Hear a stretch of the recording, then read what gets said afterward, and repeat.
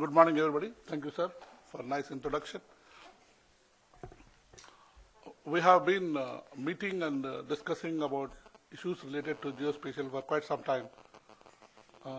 At least one of the earliest participants I remember is Rajesh Mathur, who had been instrumental at the time of evolution of the concept of NSDI in India way back in the year 2000.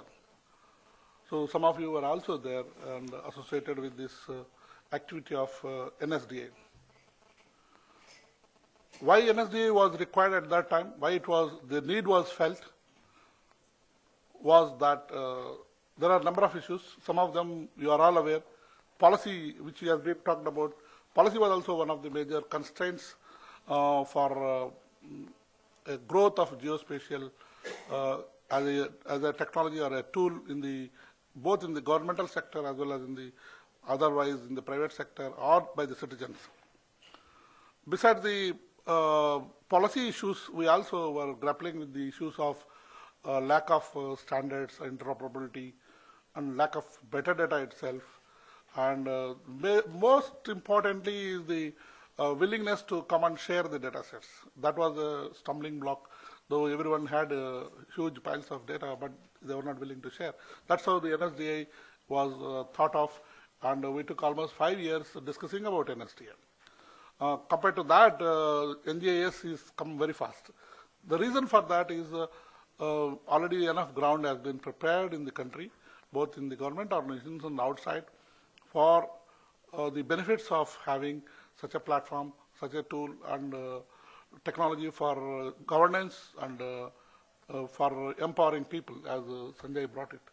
If you all recall, some of you may recall when we talked about NSDI in the year 2003, we said NSDI should really empower our people through the geospatial data. That had been the objective of the NSDI. And over a period of time, we have done a lot of work, and now we have standards. We have new policies, whether it is a national map policy or the national remote sensing data policy. And you must be aware of another new policy which has come in the government today is a national data sharing and accessibility policy. In the year 2012, March, it was brought out. There is a portal today, data.gov.in, a portal which is primarily giving the data from various government departments. And DST and NSDI was involved in making this policy. And finally, NIC is implementing that.